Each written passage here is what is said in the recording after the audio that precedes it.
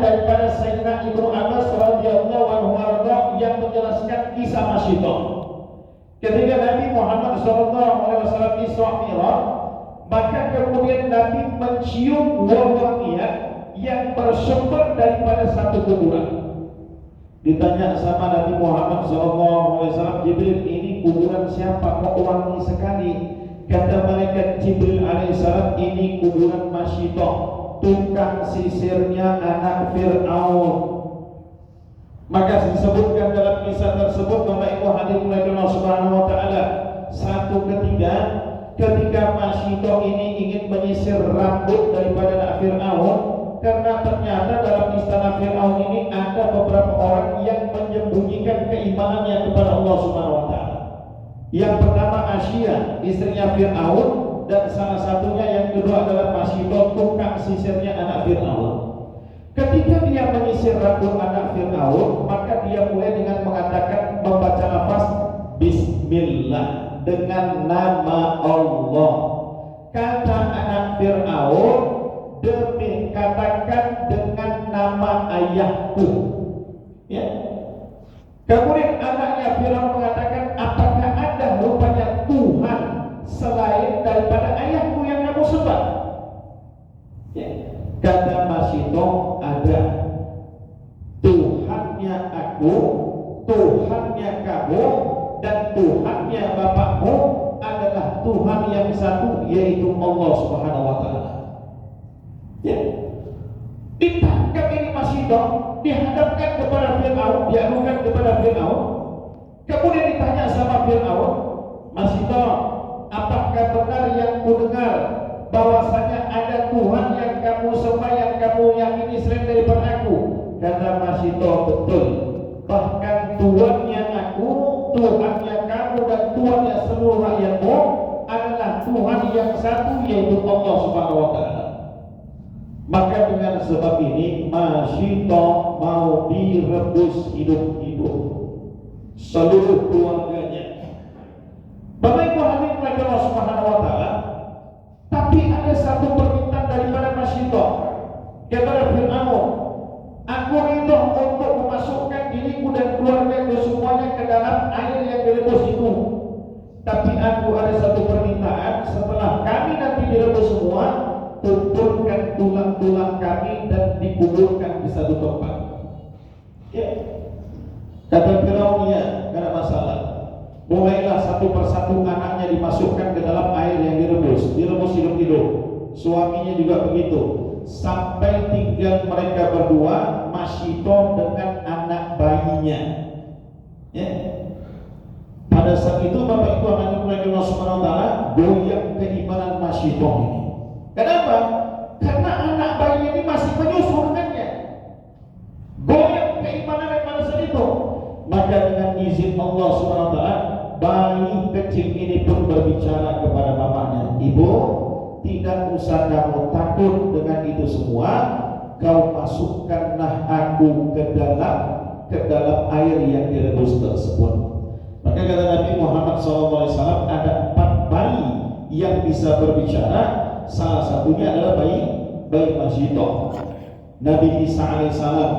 Kemudian setelah itu saksi yang menjelaskan kisah Nabi Yusuf dengan Siti Zulaikha, ya, saksinya bayi juga.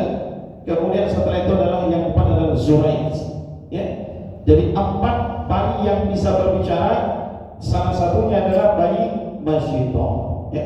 Maka Bapak Ibu hadirin Allah Subhanahu wa taala, kita melihat seorang wanita pembantu yang begitu besar keyakinannya kepada Allah untuk mempertahankan akidahnya, tauhidnya kepada Allah Subhanahu wa taala, dia siap menerima konsekuensi untuk direbus hidup-hidup.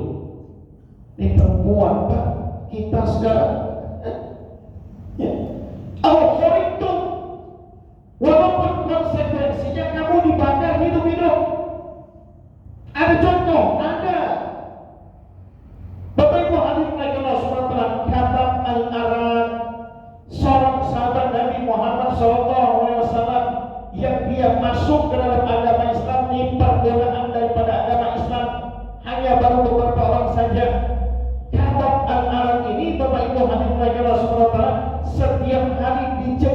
di atas, di bawah terik panas matahari, sampai Bapak Ibu hadirin Rasulullah, dagingnya mengelupas dan darah itu yang memadamkan api untuk membakar dia. Ya. Tapi tidak itu menjadi sebab mereka meninggalkan agama.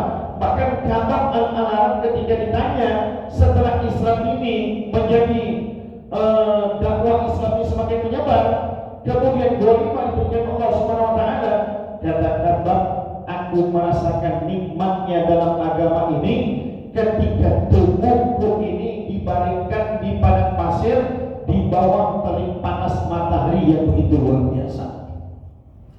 Ya, Ausuli betul, walaupun kamu disalib.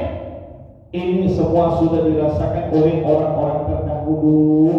Makanya Bapak Ibu hadirin Allah Subhanahu wa taala, ada di dalam Al-Qur'an disebutkan, "Ahasibatum an tadkhulul jannah wa lamma ya'tikum masalul ladzina min qablikum massatuhumul ba'sa wad-dharara wa zulzilu hatta yaqula rasul wal ladzina amanu ma'ahu mata nasrullah." Kamu itu tidak dikatakan sebagai orang yang beriman. Kamu itu tidak akan masuk ke dalam surga Allah Subhanahu wa taala sebelum datang ujian kepada kalian sebagaimana datangnya ujian kepada orang-orang dahulu, manusia-manusia terdahulu. Masat umul ba'sa wa dharra, mereka ditimpa dengan kesusahan, penderitaan, zulzilu, guncangan, fitnah yang menjuraskan, hatta yaqula rasul wal ladzina amanu ma'ahu mata nasrullah, sampai orang-orang yang beriman tersebut mengatakan kepada rasul-rasul mereka, bantuan Allah itu kapan datangnya? Ya, kita baru diuji sebentar, Pak, udah goyang iman kita. Kemudian Masya Allah ada perempuan lagi hadir ya di gereja katedral dengan menangis-nangis. Masya Allah. Ya, ini apa? Ya, yang undang dia siapa? Ya.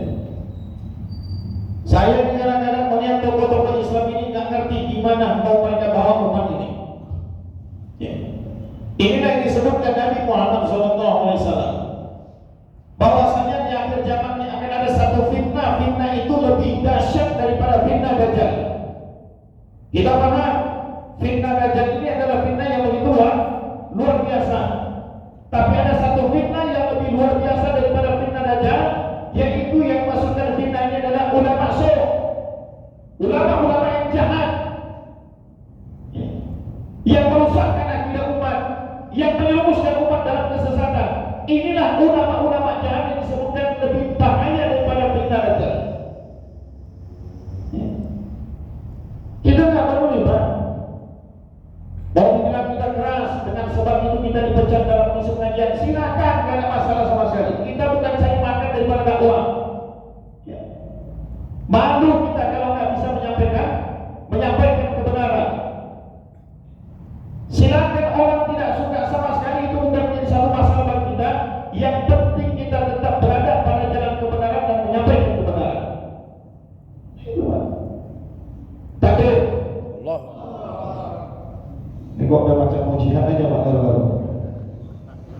Santai. Kalau gitu ya. Bapak Ibu hadirin mulai Allah Subhanahu wa taala. Maka ini yang pertama, la tusyriku billahi syai'an aw in qutiltum aw kharajtum aw sulibtum. Ya. Kadang-kadang ini gara-gara nikah sama perempuan murtad, pindah agama. Yang kedua, Bapak Ibu hadirin mulai Allah Subhanahu wa taala, nasihat daripada Nabi Muhammad SAW kepada Sayyidina Ubadah bin Samit radhiyallahu anhu. Ya Ubadah bin Samit, la tarkus salat, man taraka salat muta'ammidina faqad kharaja minal billah. Wahai Ubadah bin Samit, jangan sekali-kali kamu meninggalkan salat, wa man taraka salat faqad kharaja minal billah. Orang yang meninggalkan sholat dengan sengaja, hakikatnya dia sudah keluar minal billah daripada agama. Ya. Bapak Ibu hadirin yang dimulai Allah Subhanahu wa taala, di zaman Nabi Muhammad sallallahu alaihi wasallam ada satu orang anak ayahnya meninggal dunia. Dan ayahnya ini memang memiliki satu kebiasaan orang yang tidak peduli dengan sholat, sering meninggalkan sholat. Maka ada satu hal yang terjadi, Bapak Ibu hadirin Allah Subhanahu wa taala, ketika jasadnya mau dimasukkan ke dalam kuburan, kepalanya berubah menjadi kepala babi hutan yang berwarna hitam. Ya. Maka kemudian mengadu kepada Rasulullah. Rasulullah mengutus beberapa orang sahabat, tetap juga seperti itu. Akhirnya Nabi Muhammad SAW datang ke tempat tersebut. Bagi Bapak Ibu hadirin Allah Subhanahu wa taala, Nabi dengan kemuliaannya menguburkan jenazah tersebut. Setelah itu Nabi Muhammad SAW tanya, apa kebiasaan ayahmu dulu di dunia? Apa amalannya dulu di dunia? Anaknya bilang, ya Rasul, ayahku ini adalah orang yang tidak pernah sholat. Ayahku ini adalah orang yang malas sholat, ya. Malas sholat, jarang sholat. Inilah ayahku ya Rasulullah. Maka kemudian Nabi Muhammad SAW mengatakan kepada para sahabatnya, lihatlah orang ini. Ini menjadi satu ibrah kepada kita. Orang yang tidak mau mengerjakan sholat, malas sholat, adalah salah satu manusia yang digolongkan nanti pada hari kiamat. Dia dibangkitkan dalam keadaan tubuhnya manusia, kepalanya babi hutan yang berwarna hitam. Dok, lakinya suruh sholat, ya. Kalau nggak mau sholat bilang aku tak mau tidur sama abang. Kenapa? Tak mau aku tidur sama babi hutan, bilang. Ya. Siapa itu? Kita ustaz itu yang sebenarnya. Ya. Tak mau aku tidur sama itu. Ya. Maka Bapak Ibu hadirin Rasul, Nabi Muhammad SAW, inna hubbama salasah min dunyakum, telah dijadikan kepadaku cinta akan 3 perkara. Yang pertama an-nisa, wanita. Bapak Ibu hadirin Allah Subhanahu wa taala, tadi malam saya membaca mutola'ah ada satu kitab, ya, yang berjudul, Bapak Ibu hadirin Allah Subhanahu wa taala, di dalam masalah bab maulid, ya, kitab Asy-Syifa bi ta'rifi huquqil Mustafa Rasulullah sallallahu alaihi wasallam. Terbacakan saya satu riwayat daripada Sayyidina Ibnu Abbas. Wa qad qala Ibnu Abbas radhiyallahu anhu, afdalu hadhil ummah aktsaruha nisa. Kata Sayyidina Ibnu Abbas radhiyallahu anhu dalam kitab ini, sebaik-baik daripada umat ini adalah yang paling banyak istrinya. Gimana Ustaz aja? Masuklah, nunduk semua lagi-lagi. Bang Ahmad, saya baca di dapat istri saya sebelah. Saya bilang sama istri saya, ini ada di dalam satu kitab dituliskan perkataan Sayyidina Ibnu Abbas. Apa yang disebutkan Sayyidina Ibnu Abbas? Afdalu hadil ummah. Saya keraskan suara saya. Aksaruha nisa. Sebaik-baik daripada umat ini adalah yang paling banyak istrinya. Pura-pura ditutup kupingnya, pura-pura tak dengar dia. Ya. Bapak Ibu hadirin yang mulai Allah semua, an-nisa, wanita. Kemudian satu at-thayyibu, wangi-wangian. Nabi itu suka dengan wangi-wangian. Makanya masjid siapkan minyak wangi. Ya. Jadi orang kalau mau sholat, ya, ke masjid pakai minyak wangi-wangi, ya. Tapi jangan pula lah dibawa pulang minyak wanginya. Kadang-kadang jemaah kadang-kadang aneh juga. Kebijakan BKM dibeli minyak wangi ditaruh 5 botol. Tujuannya supaya jemaah yang kalau misalnya minyak wangi tak dibawa, dia sholat ke masjid mungkin lagi safar perjalanan, dia bisa pakai minyak wangi ya. Makanya Bapak Ibu hadirin Rasulullah, Bapak lihat ya, biasanya kalau maulid itu kan dibakarkan itu gaharu ya, kayu gaharu. Apa tujuannya? Bukhur itu untuk mengundang malaikat, karena malaikat itu senang dengan wangi-wangian. Bahkan maka saya bilang di jemaat tabligh sendiri, kalau di markasnya di India sana ya, di masjid Nizamuddin ya, masjid Nizamuddin. Nizam itu aturan din agama ya, masjid Nizamuddin itu Bapak Ibu hadirin Rasulullah, 5 tingkat masjidnya itu. Setiap mau bayar itu, mau ceramah ya, program itu ada satu orang yang membawa bukhur itu wangi-wangian. Tujuannya apa? Untuk mengundang datangnya malaikat, karena malaikat itu senang dengan yang wangi-wangi. Kita sholat sekarang Masya Allah, habis maghrib duduk di samping, kemudian setelah itu gabunglah tim hisab, azan isya tak berwudu lagi dia. Memang taklah memberatkan wudu, tapi wudu lah dulu, bersuci dulu ya kan? Jangan tak dia berwudu. Begitu imam selesai baca Al-Fatihah, ghairil maghdubi alaihim waladdallin, amin, di sebelah awak terganggu ya. Kita tak bicara masalah fatwa rokok ya, rokok silakan, tidak ada masalah. Dan ada perbedaan pendapat ulama, bainal makruh wal haram. Yang mau ambil pendapat makruh silakan ya, tidak ada masalah sama sekali ya. Maka Bapak Ibu hadirin Allah SWT, atau ibu minyak wangi-wangi ya. Kalau mau malam Ustaz Teguh yang mau tidur sama istri pakai minyak wangi. Sebagaimana kita pun merasa tak senang kalau istri kita bau, istri pun tak senang juga kalau suaminya bau ya. Pakai minyak wangi. Jangan hanya pada saat mau itu aja baru pakai minyak wangi. Waju'ila qurrata aini fis shalah. Yang ketiga kata Nabi Muhammad SAW, dijadikan Allah sholat itu sebagai penyejuk mata. Ya. Qurrata aini fis shalah. Kita sampai di mana dalam sholat ini? Hanya sebatas kewajiban saja, atau sudah sampai kepada makhluk Nabi Muhammad SAW? Memang Nabi itu sedang sholat.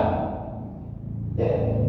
Makanya Bapak Ibu hadirin Rasulullah, kalau kita berbicara tentang sholat Nabi, Masya Allah, Nabi pernah sholat sunat, sahabat ikut di belakang.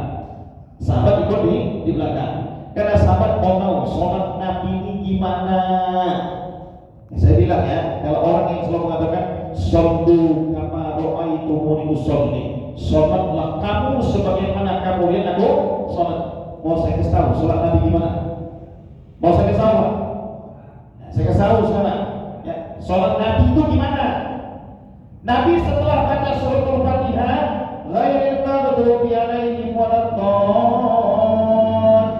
amin, Nabi baca surat Al-Baqarah. Berapa ayat satu? 280. Nah, 83 ayat. Ya. Nabi kalau baca Quran kan makhraj, tajwid, tartil yang benar. Ya. Setelah selesai baca surah Al-Baqarah, dipikir sahabat, rukuklah Nabi ini.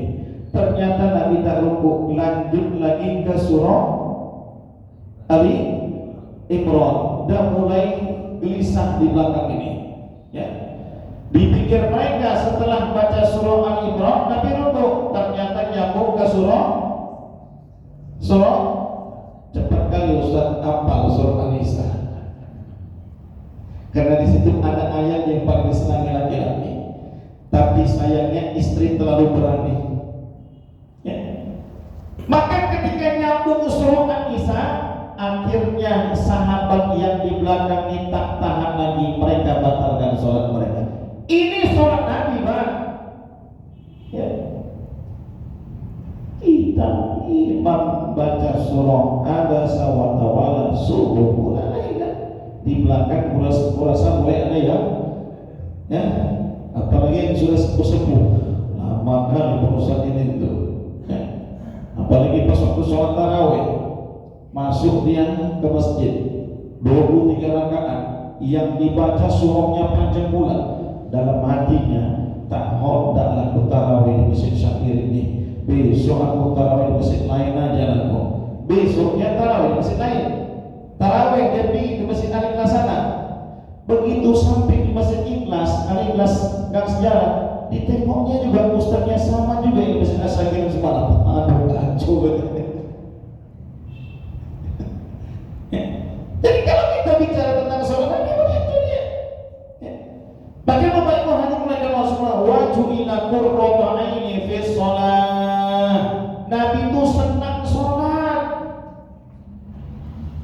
Bahkan Bapak Ibu hadirin Allah semua, di rumah gak ada garam, Nabi baik.